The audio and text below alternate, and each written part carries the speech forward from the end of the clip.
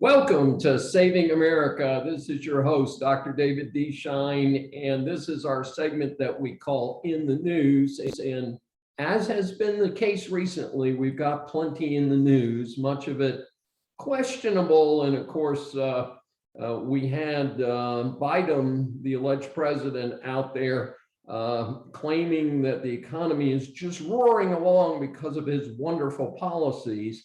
And the reason for this is that because there was a big jobs report for the month of October, 521,000 new jobs. And this would sound good, except because of supply chain limitations, Christmas has been moved up to now.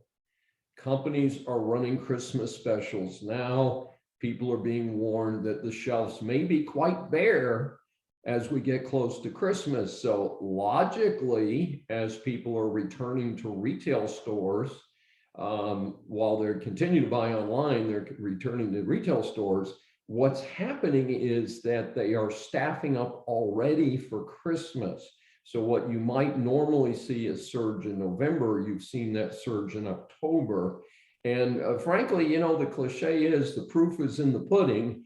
And I think that pudding is going to hit in January when a lot of these people are laid off due to the seasonal drops following the holidays. So we're going to see about that.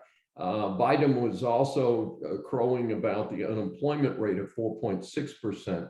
The problem with the unemployment rate is that it measures people who are actually looking for work. And it needs to be evaluated against an important statistic. Only 61% of our workforce are participating in the workforce. This is a near record low. You almost have to have a recession to get lower than 61%. Normal would be 63, preferably 64%. And what happens is that the unemployment rate looks low because so many people are not looking for work, either because of concern about COVID, concern about vaccine mandates, or just getting so much money from the government right now that they don't feel like working. So whatever it is, it's important to keep in mind that statistics can be manipulated to tell almost any story.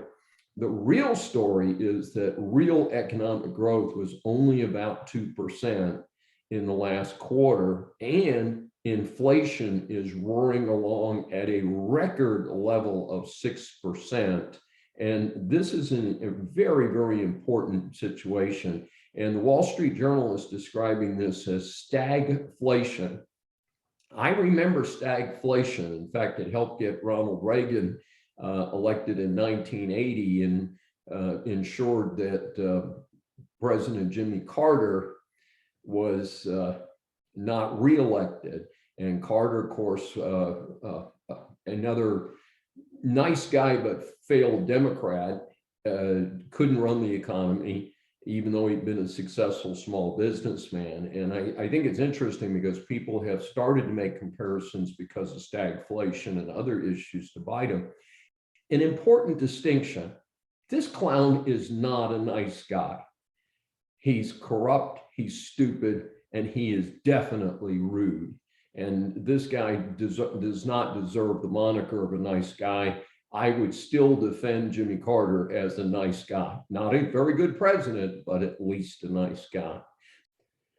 These are the rumors of the week, part of Saving America by your host, Dr. David D. Shine.